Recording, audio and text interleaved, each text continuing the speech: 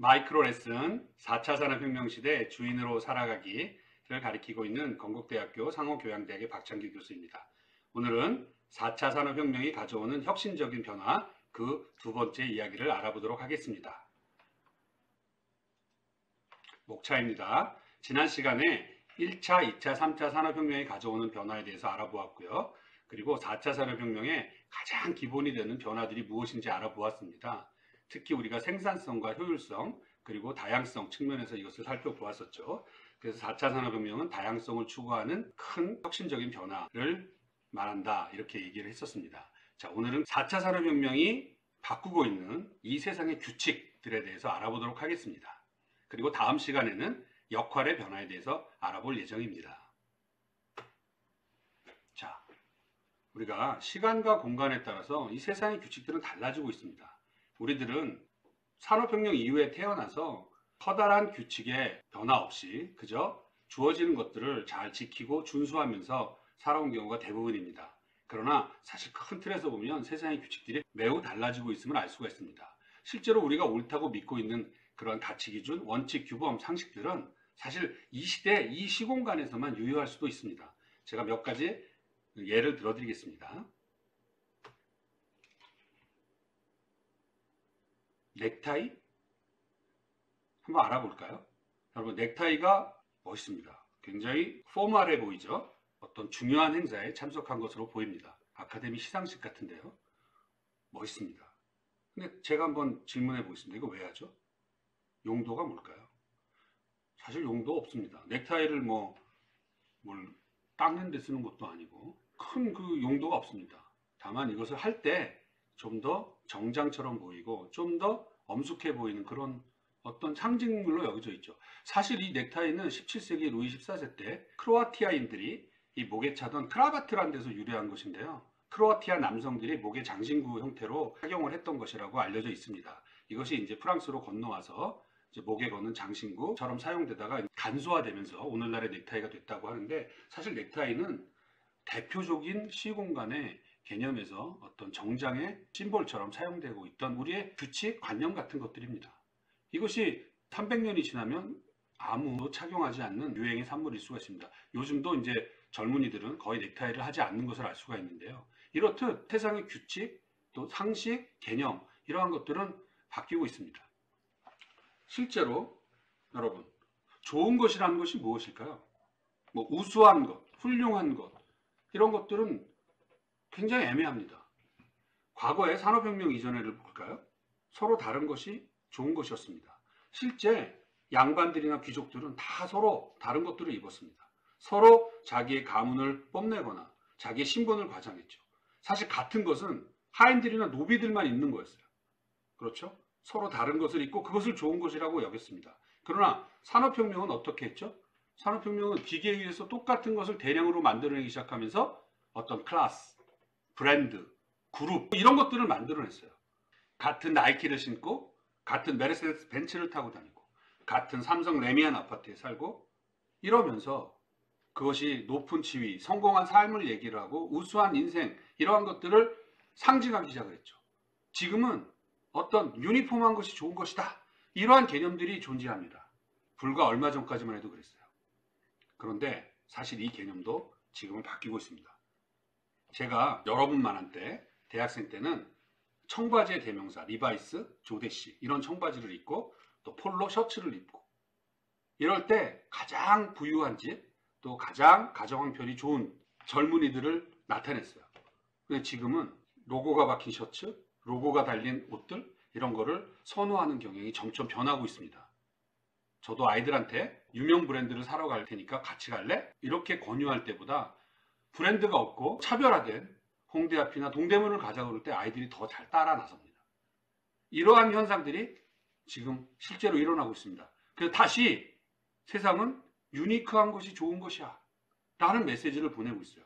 서로 다른 것을 추구하고 서로 다른 이 다양성들 이러한 가치들이 더 존중받는 사회로 조금씩 변해가고 있는 것입니다. 불과 몇십 년 만에 아주 급속히 변하고 있습니다.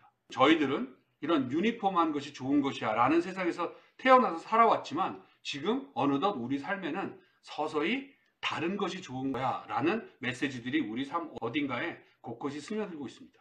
이러한 식으로 세상의 규칙, 관념, 상식들 이러한 것들은 바뀌고 있는 것입니다. 시공간에 따라서 변하지 않는 영원 불변의 것이 있는 것이 아니라 이러한 개념들은 자꾸 바뀌고 있는 것이죠. 자, 보세요. 이 그림은 어떠십니까? 자, 전깃줄 위에 새들이 나란히 앉아 있습니다. 아주 평안해 보이고 뭐 특별한 이상이 없죠. 우리도 저 중에 어딘가에 앉아 있는 새와 같을 것입니다. 그런데 생각을 한번 전환해 볼까요? 이 새가 우리라고 가정하면 우리는 한번 이러한 시도를 해볼 수가 있습니다. 과감하게 이 무리로부터 탈출하는 것이죠. 자, 어떻습니까? 불안해 보이십니까?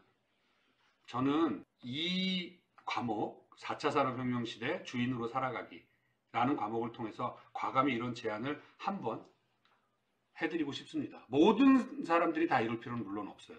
그러나 누군가는 try 할 수 있어야 합니다. 미국 격언에 이런 말이 있습니다. No risk, no pain, no gain. 위험이 없고 고통이 없다면 얻는 것도 없다. 자, 보기에 불안해 보이고 또 고통이 수반될 겁니다. 가보지 않은 길을 가야 되고 아무도 나에게 놓여있는 미래에 대해서 알려주지 않습니다. 그러나 우리가 이런 트라이를 할 때 또 우리가 나름대로 얻는 것이 있을 것이라고 저는 생각을 합니다. 여러분들에게 과감히 You can try it 이라고 말하고 싶습니다. 여러분에게 달린 것입니다. 가치 기준의 변화에 대해서 구체적인 두 가지 사례만 여러분들께 소개를 드리겠습니다. 여기 천연섬유가 있고 여기 화학섬유가 있습니다. 여러분들은 어떤 것을 원하십니까? 거의 모든 사람들이 천연섬유를 원할 것입니다. 요즘 뭐 유기농이다, 천연이다, 자연이다 이런 것이 대세죠.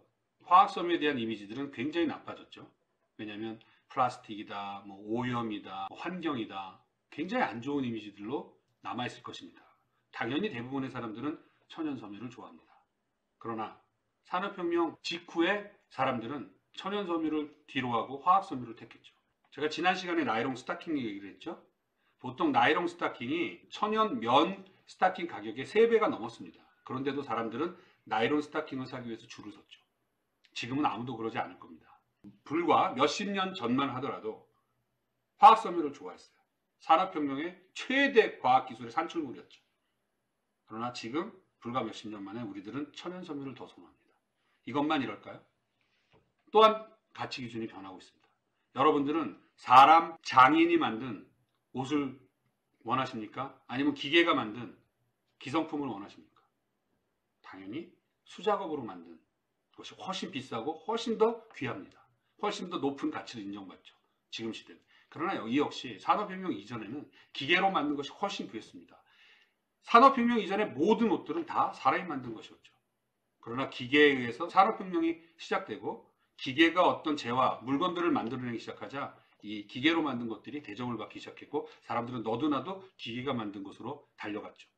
그러나 이것도 역시 오늘날에 이르러 불과 100년 만에 사람들은 다시 사람이 만든 것을 찾기 시작하고 있습니다. 이런 식으로 가치 기준은 변합니다. 4차 산업혁명 시대 가치 기준이 역시 또 변하고 있습니다. 그럼 어떤 식으로 변할까요? 자, 여러분 보세요. 제가 산업혁명 이전하고 자꾸 비교를 하죠. 산업혁명 이전에 C2C, 개인 간의 거래입니다.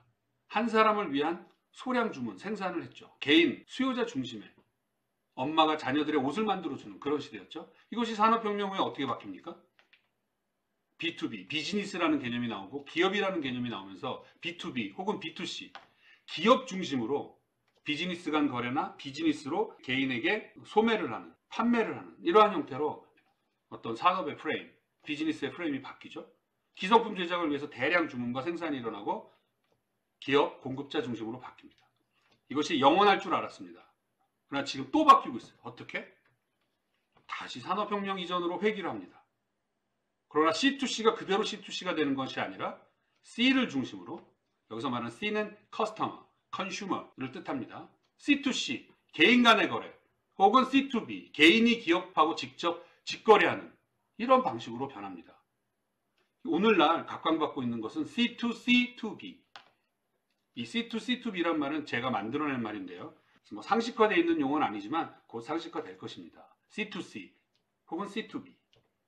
이 C가 가운데 위치한다는 것이죠.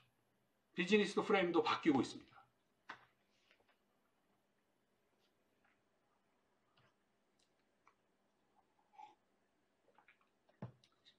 여러분, 예전의 산업화 이전 사회에서는요, 집집마다 술도 빚어지고 집집마다 옷도 만들어지고 집집마다 다 이루어지는 산업화 이전 시스템에서는 비법만이 존재했죠.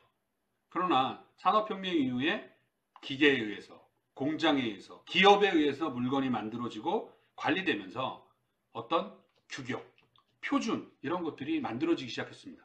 산업혁명 이전에 김치 담그는 법이 무슨 표준으로 있었겠습니까? 어떤 막걸리를 담그는 방법이 표준으로 존재하지 않았습니다. 옷을 만드는 방법도 그랬고요. 집집마다 다 달랐습니다. 그러나 산업화 사회에서는 그 방법들을 표준으로 만들었죠. 그래서 산업혁명 이후에 1946년에 International Organization for Standard라는 ISO 국제표준화기구가 만들어지고 전 세계가 가입하면서 국제표준들이 만들어집니다. 그전에는 물론 이제 나라별 표준들은 있었죠. 우리나라도 KS나 뭐 일본 GIS, 영국 BS 이런 표준들은 존재했지만 이런 것들이 통합하면서 ISO가 만들어지고 ISO 9001, ISO 9000 이런 각종 ISO 규격들이 만들어지면서 기업들이나 비즈니스, 산업화 사회는 이 규격들을 맞춰야만 했습니다. 과거에는 없던 것들이죠. 그리고 여러분들 식스 시그마 운동이라고 들어보셨을 텐데요. 이 식스 시그마 운동이라는 것이 뭐냐면 아주 표준화된, 엄격하게 규격이 관리되는 또 품질들이 편차가 없는 이런 사회를 얘기하는데요. 이 식스 시그마라는 것이 어떤 의미를 나타내냐면 예를 들어서 100만 개의 물건을 만들었을 때 분량이 3.4개인 현상들을 식스 시그마라고 합니다. 우리나라는 약 한 4시그마 정도에 와 있는데요. 100만 개 중에서 한 6,000개가 불량인 경우죠. 또 미국이나 일본 같은 그 품질 관리를 엄청 잘하는 나라들이 5시그마, 6시그마에 도달했다고 보통 얘기를 합니다. 우리나라도 6시그마를 지향하고 있죠. 그런데 과연 이것이 좋은 것일까요? 산업화 사회에서 대량 생산할 때는 서로 다르면 안 되었습니다. 부산에서 만들던 것이나 서울에서 만들던 것, 심지어는 외국에서 만드는 것까지 품질은 다 동일했어야 했죠. 다른 것은 불량입니다. 다른 것이 있다면 불량입니다. 인생도 그랬습니다. 어떤 표준 스탠다드 인생이 있는데 여기서 떨어져 나가서 독특한 삶을 살면 불량 인생이라고 치부될 수도 있었습니다. 근데 지금은 어떨까요? 이런 국제 표준, 물론 국제 표준 중요합니다. 왜? 어떤 소통의 수단이고 대화의 수단이고 또 거래의 수단이기 때문에 표준을 제가 부정하는 것은 아닙니다. 그러나 이 표준들이 지금 바뀌고 있습니다. 다른 것은 불량입니다. 그러나 지금 어떨까요? 세계 최고의 기업인 애플을 한번 볼까요? 애플은 이렇게 얘기합니다. Think different, be you. Think different, be you. 다르게 생각해. 달라야 해. 다른 것이 가치 있다고 얘기합니다. 애플이 불량을 추구하는 그러한 기업은 아니겠죠? 이러한 식으로 세상의 규칙이 바뀌고 있는 것입니다. 비법이 표준으로 바뀌더니 다시 비법이 존중되는 그러한 사회로. 그러나 비법은 무엇인가 디지털로 표현돼야 되고 그것을 누구에게 알려줄 수 있어야 되는 그러한 방식으로 약간의 변형된 비법이죠. 그러나 어쨌거나 큰 틀에서 보면 유니폼한 사회가 think different한 variety한 사회로 바뀌고 있는 것은 두말할 나위가 없습니다. 이런 것이 바로 세상의 규칙들이 4차 산업혁명으로 인하여 바뀌고 있는 것입니다. 우리의 삶도 마찬가지입니다. 우리의 삶은 어땠습니까? 우리의 삶에 어떤 스탠다드, 롤모델들이 있었어요. 저런 삶은 우수한 삶이야. 자, 나도 저렇게 되기 위해서 열심히 노력해야지. 대부분의 경우는 이렇습니다. 좋은 대학은 여기 있어. 그러니까 우리가 저 대학을 들어가는 방법은 정해져 있어. 이런 방법을 따라야 돼. 그러니까 나는 이런 방법을 따라서 저 대학을 들어갈 거야. 뭐 고시를 패스할 거야. 어떤 자격을 취득할 거야. 그래서 나는 이러한 식으로 경제활동을 하고 이러한 식으로 남들이 선호하는 차를 타고 다니고 남들이 선호하는 주택을 마련하고 이러한 것들이 어떤 표준 또 규격 이런 것들로 존재하는 거예요. 그러나 지금은 달라지고 있습니다. 우리의 삶도 어떤 표준을 정해놓고 따라가는 것이 정답만은 아니라는 것 꼭 말씀드리고 싶습니다. 세상의 규칙은 누가 정할까요? 규칙을 정하는 사람이 그 세상의 주인입니다. 이 우주의 법칙은 신이 정합니다. 나라의 법칙은 왕이 정합니다. 집의 법칙은 주인, 마님이 정합니다. 나의 삶의 규칙은 누가 정할까요? 스스로 자문해 보아야 합니다. 자, 여기에 엄청난 애플 왕국이 있습니다. 애플 왕국은 이러한 규칙들을 정해놓고 있습니다. 어떤 사람이, 어떤 개발자가 앱을 개발했어요. 혹은 어떤 작곡가가 음악을 작곡을 했어요. 자, 이것을 앱스토어 혹은 아이튠즈 이런 데다가 탑재를 해야지 전 세계에 보급이 되겠죠. 이 탑재를 승낙하는 자가 누구죠? 네, 애플입니다. 애플의 허락 없이는 내가 개발한 앱이 애플을 통해서 보급이 될 수가 없어요. 내가 작곡한 음악이 애플의 허락 없이는 보급되지 않습니다. 최종 승인권자는 애플입니다. 애플이 바로 룰 메이커, 규칙을 정하는 사람입니다. 그래서 우리는 그것을 애플 왕국, 애플 킹덤이라고 합니다. 그리고 애플은 내가 개발한 앱, 내가 작곡한 음악에도 그 이익의 30%를 가져갑니다. 이 30%라는 것은 누가 정하죠? 제가 정합니까? 아닙니다. 애플이 정합니다. 애플이 어느 날 60%를 내라 그러면 내가 애플 왕국에서 활동을 하는 한 예스라고 할 수밖에 없죠. 그렇지 않으면 떠나야죠. 애플 왕국을 떠나서 애플의 규칙이 적용되지 않는 다른 왕국에서 살아야 됩니다. 과연 그러한 피해와 위험을 내가 감수할 수 있을까요? 이렇게 룰을 정하는 사람의 이 권한은, 영향력은 막강한 것입니다. 우리는 사실은 대부분 공급자들, 기업이 혹은 학교가, 어떤 단체가, 나라가 정한 규칙 속에서 그 규칙을 준수하며 살아가고 있죠. 근데 그러한 것이 과연 내 인생, 내 삶에도 적용이 될까요? 산업혁명 이전의 규칙은 누가 만들었죠? 대부분 집집마다 아빠가, 엄마가, 결국 인디비주얼스, 개인들이 만들었습니다. 그러나 지금 규칙은 누가 만들었죠? 애플이 만들고 구글이 만들고 어떤 플랫폼을 갖고 있는 룰 메이커들이 대부분의 규칙들을 만듭니다. 생태계를 만드는 그들은 그 생태계를 만들고 이 생태계 안에서 마음껏 놀라고 합니다. 마음껏 활동을 하라고 합니다. 마음껏 돈을 벌라고 합니다. 마음껏 즐기라고 합니다. 그런데 한 가지 전제가 있죠. 내가 정한 규칙을 따라야 돼. 내가 내라면 내고 나의 허락을 받으라 그러면 허락을 받고 너의 정보를 달라고 하면 줘야 되고 그들의 규칙을 따라야 합니다. 그래서 우리는 나의 위치 정보를 제공을 하고 나의 일거수일투족을 들여다볼 수 있는 권리를 그들에게 내놓죠. 산업혁명 이전의 규칙은 개인들이 정했습니다. 그런데 4차 산업혁명은 이것을 회복하고 있습니다. 얼마나 다행스럽습니까? 공급자들이 정한, 기업들이 정한, 소위 말해서 그들이 정한 규칙의 세상에서 개인들, 우리들이 정한, 우리 같은 개인들이 규칙을 정한 세상으로 바뀌어가고 있습니다. 여러분들, 그것을 내가 정확하게 알 때 내가 내 삶의 주인으로 변할 수 있는 것입니다.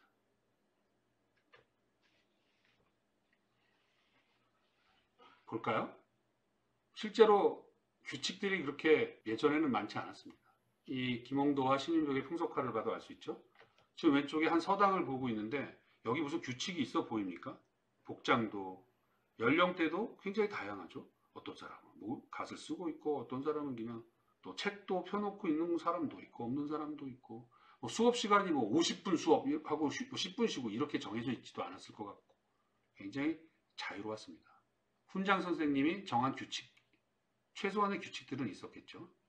또 집집마다 이렇게 일하는데 무슨 커다란 규칙이 있어 보이지 않습니다. 뭐 몸이 허락하는 대로, 시간이 허락하는 대로 일을 하고 또 모자르면 다음날 하고 또 와서 거들기도 하고 또 제일 오른쪽에 풍속화를 볼까요? 길거리에 엄청난 규칙이 있어 보이지도 않죠? 뭐 좌측 통행이나 우측 통행 이런 것도 없고, 말을 모으는 사람이 무슨 어떤 뭐 운전 뭐 면허 같은 게 있었던 것도 아닌 것 같고, 소위 말해서 좌회전, 우회전 이런 규칙도 없습니다. 그래도 세상은 잘 돌아갔었죠. 이런 규칙들은 집집마다 그 지역마다 정해서 서로 합의하에 살아가는데 아무런 지장이 없었습니다. 그러나 세상이 복잡해지고 과학기술이 발달하고 급속히 모든 재화들이 늘어나고 급증하면서 엄청난 규칙들이 만들어졌죠. 여러분 이런 규칙 아십니까? 제가 이제 주로 많이 응용하고 있는 패션 부분인데요. 여러분 패션 시즌이라고 있습니다. 패션을 전공하시는 분들은 잘 알 텐데 보통 SS 혹은 FW 이게 스프링 썸머 봄 여름 시즌, FW fall and winter. 그래서 패션의 관점에서 보면 1년에 시즌을 2번으로 나눕니다. 그래서 신상품은 SS 때 한 번 나오고 FW 때 한 번 나옵니다. 그리고 패션 위크라고 해서 뭐 밀라노나 런던, 뉴욕 이런 데 가보면 꼭 뭐 SS 때 패션 위크, 또 뭐 뉴욕에서 뭐 FW 때 패션 위크를 정해놓고 한 주 동안 거기서 이제 패션 쇼도 하고 어떤 프로모션도 하고 각종 행사들을 합니다. 자, SS, FW 이거 누가 만든 거죠? 예전에 산업혁명 이전에 엄마가 새 옷을 스프링 썸머, 폴 앤 윈터로 나눠서 2번 1년에 만들어 줄까요? 스프링 썸머, FW 이런 것은 산업혁명 이후에 공급자들이 만들어 놓은 정말 그야말로 무지막지한 규칙입니다. 자, 1년의 신상품은 SS, FW 2번 만들 거야. 따라와. 너희들은 그것을 불평할 수 있는 권리가 없어. 우리는 신상품이 1년에 2번 나오는 줄 알고 태어났어요. 그래서 항상 그 시즌에 맞춰서 기업들은 바쁩니다. 항상 신상품을 SS, FW에 맞춰서 내놔야 되고, 소비자들은 항상 그 시즌에 길들여져 갖고 항상 무슨 옷이 새로 나오나 들여다보죠. 그리고 런던에 가서 그 신제품을 만나보고 뉴욕에 가서 그러한 신제품들을 만나봅니다. 정말 공급자들이 만들어 놓은 규칙치고는 너무 무자비합니다. 산업혁명 때 이러한 시즌의 구별, 패션 위크라는 것 존재하지 않았습니다. 필요하면 만들었기 때문이죠. 그런데 지금 이런 disruptive, innovation, 이런 파괴적 혁신이 곳곳에서 일어나고 있습니다. 기업들이 내건 슬로건들을 보실까요? Buy now, wear now. 지금 사, 지금 입어. 아무 때고 사는 거야. 아무 때나 입을 수 있어. 기업들은 시즌을 스스로 파괴합니다. FW, 패션쇼 참가 안 하겠다고 선언하는 기업들이 늘어나고 있습니다. 버버리, 배트멍 이런 기업들은 이제 우리는 SS, FW 패션쇼 안 할 거야 이러고 있어요. Beyond time and space. 시간과 공간을 넘어서 라이브 커머스. 시도 때도 없이 커머스, 신상품을 출시하고 시도 때도 없이 새로운 제품들을 선보이고 있습니다. 이러한 것을 우리가 파괴적 혁신이라고 하는데요. 이런 disruptive innovation. 사실은 파괴가 아니라 원래 있던 세상이 산업혁명으로 바뀌었다가 원래 있던 세상으로 돌아가는, 산업혁명이 구축해 놓은 그 산출물들을 disruptive 하는 거죠. 이러한 파괴적 혁신들을 우리는 눈여겨 보아야 합니다. 여기에 패션을 대입하지 말고 패션 대신에 내 삶을 대입하면 됩니다. 학생으로서의 삶의 계획은 항상 3월달에 시작하는 것이 아닙니다. 방학 때 항상 어떤 휴식을 갖는 것이 아닙니다. 도대체 누가 그 시공간에 제한을 설정해 놓은 것입니까? 물어보아야 합니다. 우리는 우리 자신을 아무 때고 이노베이션 할 수 있습니다. Beyond time and space in my life. 정말 여러분께 꼭 말씀드리고 싶습니다. 이와 같이 세상의 규칙들이 달라지고 있습니다. Wanna be a rule breaker. 정말 룰 브레이커가 되고 싶습니다. 규칙이 너무 많은 이 세상에서 벗어나고 싶습니다. 그래서 요즘 이런 것들이 뜨고 있죠. 행복해지기는 간단하다. 다만 간단해지기가 어려울 뿐. 시사하는 바가 크죠? 우리들은 슬로우시티를 찾아다닙니다. 빨리빨리 익숙해진 현대인들에게 사람이 사람답게 살아가는 세상이 무엇인지 묻는 운동. 여러분, 산업혁명 이전에 슬로우시티라는 운동이 있었으면 저걸 누가 따라하겠습니까? 다 슬로우시티인데. 언제 슬로우시티였죠? 산업혁명 이전에 수천 년 동안 인류는 슬로우시티였죠. 그러다가 산업혁명이 우리를 패스트 시티로 바꾼 것이죠. 다시 산업혁명 이전에 슬로우시티로 돌아가고자 하는 우리의 욕구들, 이런 것들이 실현되고 있는 겁니다. 나는 자연인이다 라는 프로가 있는데요. 저도 요즘 이걸 많이 봅니다. 이것을 보면 좀 힐링이 되는데요. 정말 도시를 떠난 어떤 한 개인이 자연에서 자연과 벗어나 정말 혼자 살아가고 있는 모습입니다. 문명의 이기들을 뒤로 하고요.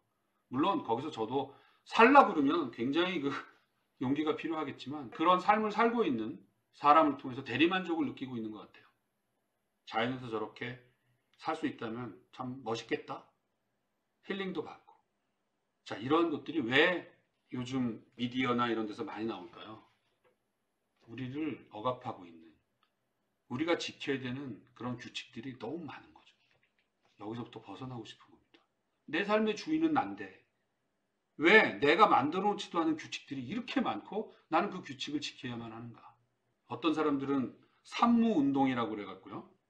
신용카드 없이 또 핸드폰 없이 자동차 없이 살아가는 운동들을 하면서 그런 체험들을 막 올립니다.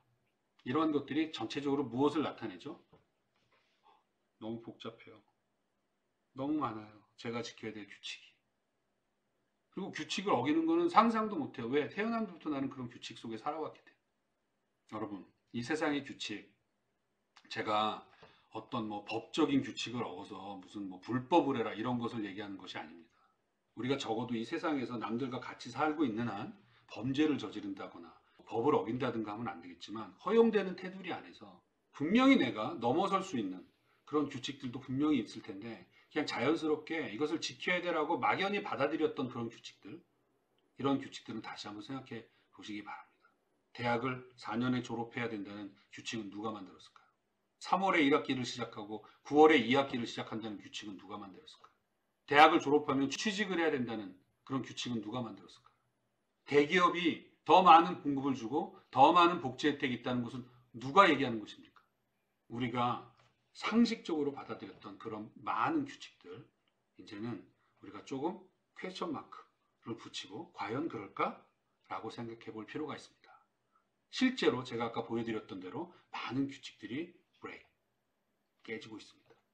세상의 규칙들이 변하고 있는 이 삶들, 이 세상을 내 삶에 적용하기를 소망합니다. 자, 이번에는 이 세상을 지배하는 브랜드에 대해서 한번 알아볼까요? 이 브랜드라는 것이 세계를 정말 지배하죠. 세상 사람들은 다 브랜드를 쫓습니다. 좋다고 하는 브랜드를 쫓죠. 그것이 어떤 제품에서만이 아닙니다. 서비스, 교육, 뭐 온갖 의료부터 건강. 정말 브랜드 세상이라고 해도 과언이 아닐 텐데요. 자, 한번 퀴즈를 내볼까요?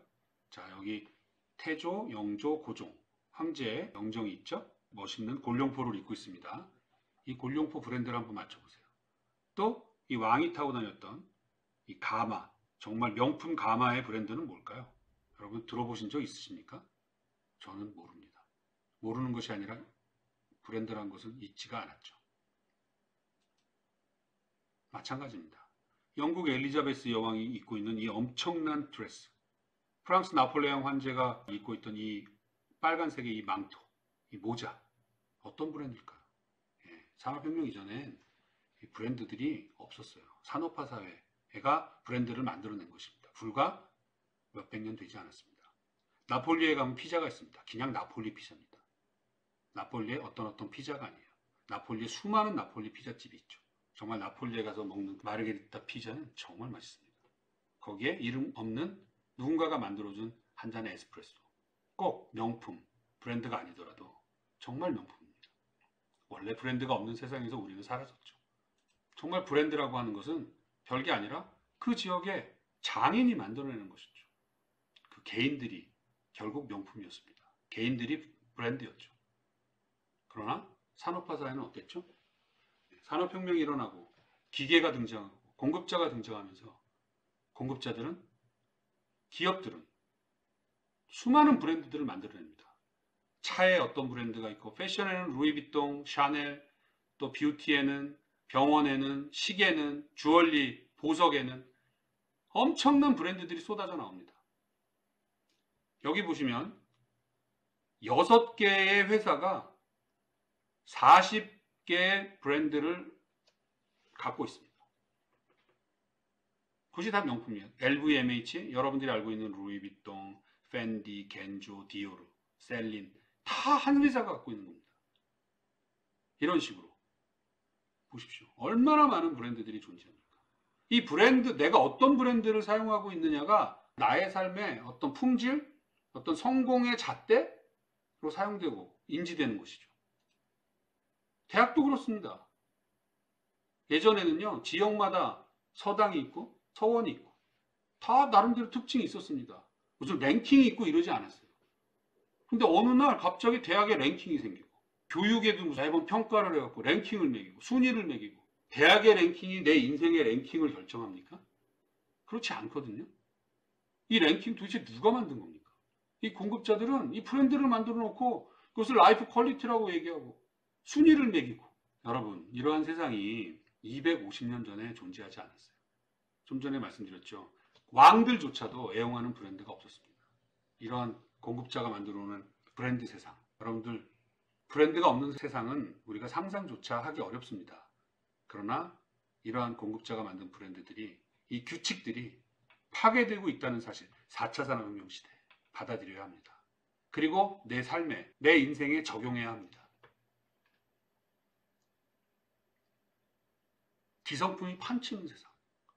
똑같은 집, 똑같은 차, 똑같은 음료수를 먹고 마시고 똑같은 옷을 입고 우리는 아무렇지 않게 살고 있습니다. 똑같은 교육을 받고 똑같은 교실에서 똑같은 선생님 밑에서 똑같은 곳을 여행하고 똑같은 드라마를 보면서 똑같은 음악을 듣고 공감대를 형성하고 우리는 그것을 즐겁다고 생각을 합니다. 이것이 잘못됐다고 얘기하는 것이 아니에요. 싸그리 잘못했다 이런 것은 절대 아닙니다. 이런 것도 가치가 있을 수가 있습니다. 그러나 이것만이 가치 있다고 생각하는 것은 잘못된 것입니다. 그래서 우리는 우리의 다양성을 회복해야 합니다. 4차 산업혁명이라는 거대한 물결이 우리를 그리로 인도하고 있습니다. 우리의 삶도 기성품일까요? 여러분, 스몬비라는 말 신조어 아십니까? 스마트폰 플러스 좀비. 어떤 분들은 이 그림에 일정 부분 동감하시는 분도 있을 것입니다. 저도 가끔은 순간순간 이런 생각을 할 때가 있습니다. 다 핸드폰을 보고 있는 거예요. 주위 사람들. 대화할 시간도 없을 정도로. 이러한 삶이 그동안 산업혁명이 만들어낸 정말 바람직하고 행복한 삶일까요? 물론 모든 사람이 다 이렇진 않지만 정말 단적으로 보여주는 사례죠. 그래서 우리의 삶은 주위를 둘러보면 다 비슷비슷합니다. 여기에 나라는 존재, 나라는 아이덴티티가 있을까요? 자, 우리는 이것을 탈피해야 합니다. 여기에 나라는 존재가 없다면 우리는 나의 존재를 찾기 위해서 회복을 해야 합니다.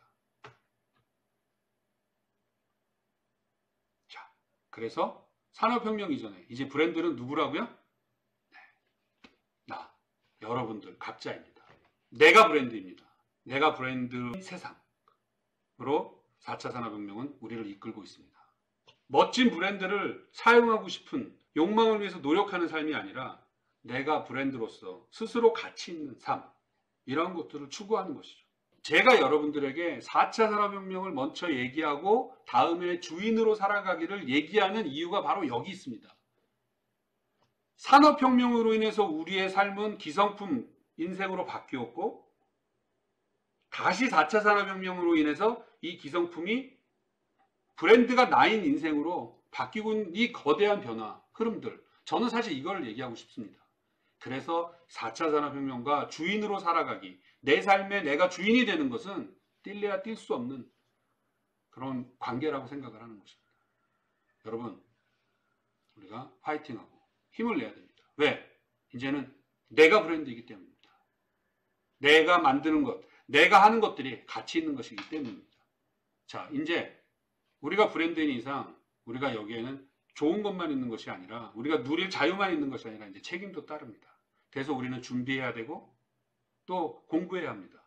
그러한 자격을 갖추기 위해서 또 내 브랜드를 빛내기 위해서 정말 노력해야 합니다.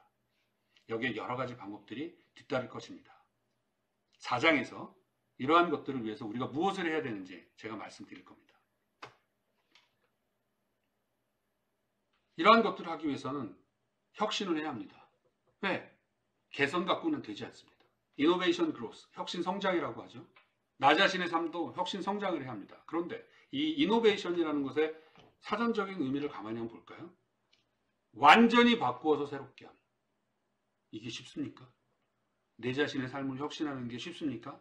그동안 큰 변화 없이 주어진 것들을 받아들이면서 성실하게 열심히 하면서 주어지는 좋은 결과를 좋은 것이라고 인식하고 받아들이면서 아, 나는 스스로 굉장히 멋진 삶을 살고 있어. 행복한 삶을 살고 있어. 훌륭한 삶을 살고 있어. 이렇게 여겼었는데 갑자기 혁신? 완전히 바꾸라고? 뭘 어떻게 해? 뭐가 좋은지도 잘 모르는데. 그래서 제가 여러분들께 이러한 거대한 흐름들을 말씀을 드리는 겁니다. 산업화 사회에서 산업혁명으로 인해서 추구됐던 많은 가치들이, 많은 규칙들이 이렇게 변하고 있습니다. 우리의 삶도 여기에 적용을 해서 혁신해야 합니다. 그런데요, 혁신을 딱 하려고 보니까요, 규제들이 따라요. 어떤 규제가 있을까요? 당장 뭘 해보려고 했더니 야, 그거 하면 안 돼. 하지 마. 야, 그거 했다가 잘못되면 어떡할래? 네가 책임져. 더군다나 그 삶에 대해서 주인이 난데 뭘 해보려고 했더니 너 그렇게 해가지고 실패하면 네 인생 네가 책임져. 겁이 납니다. 막상 뭘 해보려고 하면 상식적으로 좀 잘 받아들여지지 않는 개념입니다. 그런 건 해본 적이 없는데 아까 제가 날아가는 새 말씀드렸죠. 기존에 비상식적으로 여겨졌던 것들을 내가 해야 될 때 과연 할 수 있을까? 이런 문제에 구체적인 문제에 딱 맞닥뜨리게 되면 보통 사람들은 이렇게 되죠. 혁신해야겠다는 동기, 어떤 그런 목표 이런 것들은 어디 가고 에이, 위험해서 안 되겠어. No risk, no pain, and no gain. 그리고 나서 여전히 저는 이전의 세상의 규칙을 열심히 잘 따르는 자로 제 인생을 살아갑니다. 이 혁신의 어떤 규제 하는 방법, 원칙 이런 거에 대해서 말하고 있습니다. 이게 우리 문화와 전통과도 좀 관련이 있는데요. 보통 네거티브 레귤레이션, 포지티브 레귤레이션이라고 하는데 미국 같은 나라, 선진국들이 대개 이 네거티브 레귤레이션을 따르고요. 우리나라 같은 개발도상국이나 유교 문화권의 나라들이 포지티브 레귤레이션을 많이 따릅니다. 얼핏 보면 포지티브한 게 좋아 보이죠? 네거티브한 거, 뭐 하지 마라, 금지하는 거니까 좀 별로인 것 같고 말 자체가 긍정적이라는 뜻을 갖고 있는 포지티브, 이게 좋은 건가? 이렇게 생각할 수가 있습니다. 그러나 전혀 반대입니다. 유턴이라는 것을 우리가 놓고 볼 때 미국에 가면 유턴 금지 표지판이 대부분 있습니다. 우리나라는 대부분 유턴 표지판이 있습니다. 이것이 뭘 의미할까요? 하나는 하라고 그러고 하나는 하지 말라고 합니다. 이것의 깊은 의미를 한번 살펴보겠습니다. 자, 네거티브 레귤레이션, 유턴을 하지 마세요라는 것은 뭐냐면 널 믿어. 그런데 여기서는 유턴하지 마.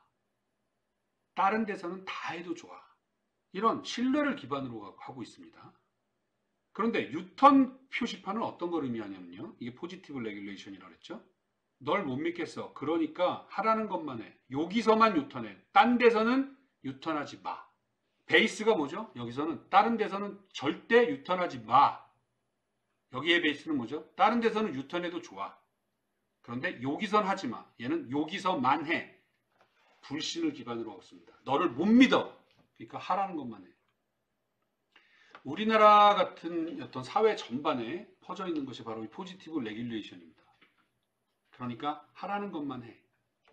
하지 마세요. 기본은 하지 마세요. 새로운 혁신? 안 돼. 하라는 것만 해. 개척자 정신을 갖고 있는 그러한 나라들은 요것만 하지 마. 나머지는 다 해도 좋아.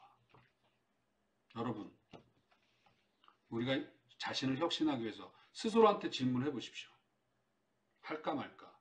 야, 그것만 해. 그걸 왜 해? 그냥 시키지도 않는 걸 왜 해? 이래가지고는 혁신이 일어나지 않습니다.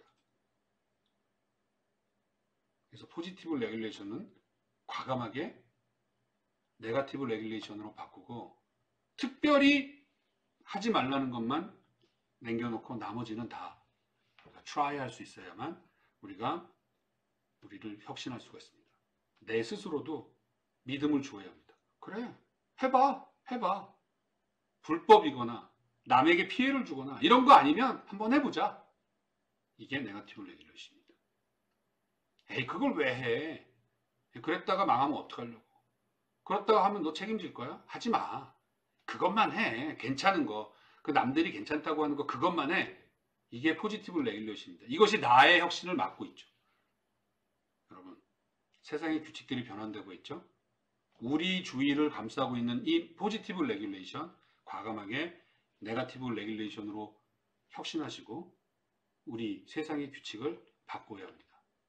제가 4차 산업혁명 시대에 많은 규칙들의 변화, 좋은 것도 바뀌고 있다고 말씀드렸고, 다양한 것이 좋은 것으로 바뀌고 있고, 또 의사결정 시스템도 바뀌고 있고, 수많은 브랜드들도 바뀌고 있다고 말씀드렸습니다. 자, 이 변화되고 있는 규칙들 우리 삶에 이제 적극적으로 적용시켜 보시기를 바랍니다. 자, 오늘도 수고했고요. 지금까지 4차 산업혁명이 세상의 규칙들을 어떻게 바꾸고 있는지 알아보았습니다. 자, 다음에는 마지막으로 4차 산업혁명이 바꾸고 있는 세상, 우리들의 역할에 대해서 알아보도록 하겠습니다. 수고하셨습니다.